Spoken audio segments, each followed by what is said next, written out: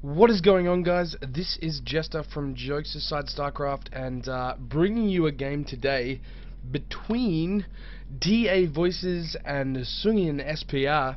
The guys from SPR actually been pretty good to me lately, brought me alongside, and hopefully going to be casting a lot more games from them. Great group of guys, and we'll see how this one goes today. I know it's been a long time since I casted last. I've been doing a few tournaments, but I have been like really busy. Hoping to pump out a few in the next couple of days and get this account rocking and rolling.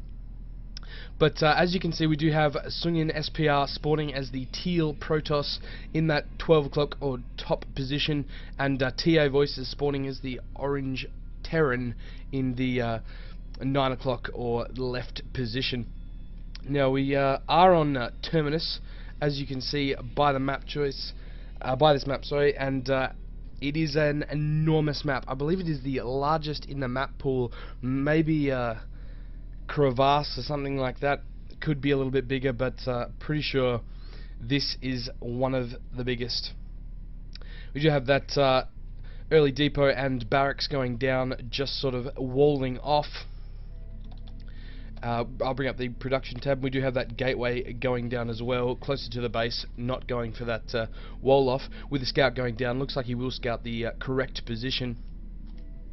It'll be interesting to see what these guys choose to do. Both Grandmasters, I do believe, the strategy that they could use on this sort of map is wide and very open to interpretation, I suppose you'd say. A lot of things can be done here. As Sungin does expand, takes the natural and takes the third, he does open himself up to the Voices' very close air position.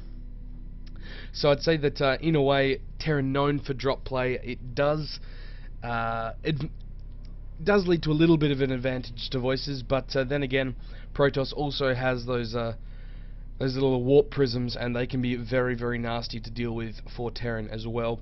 That we do see that probe heading home now. He does have a full scout on. He knows what's coming. That orbital being morphed in, and a marine just finishing up now. We do have Sungin taking that first zealot. A lot of Protosses skip that. They skip that zealot and go straight for the stalker, get the sentry as well, and you use that to block their ramp. And we do have Warp Gate coming straight down. That Zealot is finishing up. Do we have anything else coming out? Yes, we do have a Chrono Boosted Stalker. Second gas being taken as well. If you look back at the base of TAVoices, just sort of macroing up, we do have just that one Rax. Tech Lab now on it, and a Reaper. So we're going to have a little bit of a Reaper play. Reaper's good for a couple of reasons. One, very fast, so they're great for a little bit of early annoying play. They can be... if Protoss just has that Zealot out or is going for some sort of macro build where they haven't really got any units yet, the Reaper can be very annoying and just sort of kite that Zealot around. Alternatively, they do get a really good scout off, as we do see that expansion going down from Sungin. In the Terran side of things, we do have a bunker going down, a little bit of protection from a 4-gate possibly. That bunker makes it very hard to do a successful 4-gate. They are really hard to break. And we do have this Stalker and Zealot here trying to prevent this Reaper. He does spot it, and I don't think, apart from a scout, that Reaper will actually get to do that much damage at all. But still very useful information. Probably will see these 2 gates. I'll have a look at his vision, and yes, he does see them, so he knows what's coming his way, at least for the moment, and that expansion is about halfway done. If we look back at the Terran base, we do see the expansion coming down. 2 more racks, it looks like, so 3 in total. And we do just have Marines coming out with that early stim pack. It does take such a long time now to actually come down, so it is nice to get that early. And also very important upgrade for heavy bio play. You just need it. It's just one of those things you have to have. We do see that command center moving down for TAVoices. He is bunkering up his front as well, just trying to get everything going along, and it does look like we're in for a pretty good macro game between 2 pretty darn good players. We do have that factory coming down as well from TAVoices in the main, and just sort of no real action as yet. There's been a little bit of replay. Looks like we had some observers in the game. But yeah, Sungin looked like he was going to make a little push. I thought he might have been. That's why I caught my breath. But no, he is not. He's just sending out that SCV a little bit. Wants that extra information. And Sungin sending out that probe as well, maybe to put a proxy down, something like that. We do have that Robo coming down, probably heavy Colossus play after he gets that that Observer. Jeez, I'm bad with names today. We do have that starport and reactor coming down. If you do start the reactor when you start the starport, it will finish at pretty much the same time.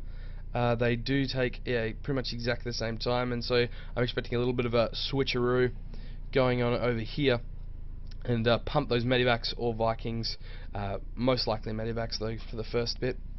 And stim almost finished. As you can see, it does take such a long time to actually get out, and we do have more and more stalkers being warped in as I speak. Both players contented to sit on these two bases for a little while, macro up a little bit of an army. Excuse me guys, that's that coffee. We do have an engineering bay as well, getting those upgrades early. Possibly also just throw down a few turrets, get a little bit of detection in case there's not Reapers, come on now, Dark Templars or something like that on the field. And we do have another tech lab and a reactor going down, so Marine Marauder and Medivac, that triple M ball, which is very, very infamous for Terran play. And we do have Sungin just sort of posturing around, trying to get good position. Looks like we have we do have a robotics bay and another gateway, bring it to 4 gateways and the Colossus production and attack level 1 starting now. We do have Terran infantry weapons level 1 and concussive shells and the combat shield starting as well for TAVoices. We have that observer poking around now, just having a quick look, and the army gathering around. We did see a drop there, guys. So it was fended off by Sungin. That observer saw it coming, and he just sort of, I suppose, moved down here, and the drop decided that it perhaps wasn't the best time to actually move in. Do have this probe moving around, a little proxy going down here. Brilliant positioning, really, for this proxy. It should spot any incoming drops. Like we see right now, that proxy perfectly placed, and if he's watching that minimap, it should come along very, very nicely. And yes, he does. More stalkers being warped in, and he will drop to destroy this pylon. Yeah, just a really solid play at the moment from both players. We do have a third being taken by Voices, and looks like gearing up to take a third from Sungin as well. That drop now moving in. It will be met by 5 stalkers. Not a place you want to drop, and it will escape with just a few hits off of it. That probe is still alive, probably going to throw down another proxy maybe when that medivac leaves. It cannot get any damage, and we do have that third going down from Sungin as well. We also have extended thermal lance just about done, and that upgrade for weapons level 1 has finished. First Colossus is now on the way, plus the Twilight Council, probably for Blink, something like that. Blink, Stalker, and Colossus is a very, very popular build. We have 2 more Vikings now, obviously suspecting in a TVP that you will see Colossus at some point, and those Vikings with the same range as a Colossus with extended thermal lance being 9, it is very, very effective in preventing those from doing too much damage to that bio army. We do have another starport down as well, both reacted, and looks like 5 barracks now, total of 5 barracks.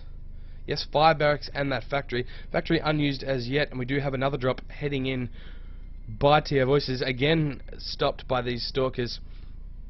It is still a good ploy to have this medivac just sort of moving around, popping in. It does prevent these stalkers from being in the army, and that can be, well, it could make all the difference in the final fight. And we do have 2 photon guns going down to prevent any drops from going at that third.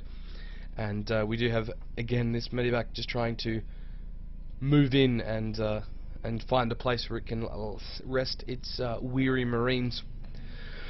We do have a very, very high Viking count at the moment for TAVoices. Our Viking count is creeping up very, very heavily. It's 6 at the moment, and another 1 in production.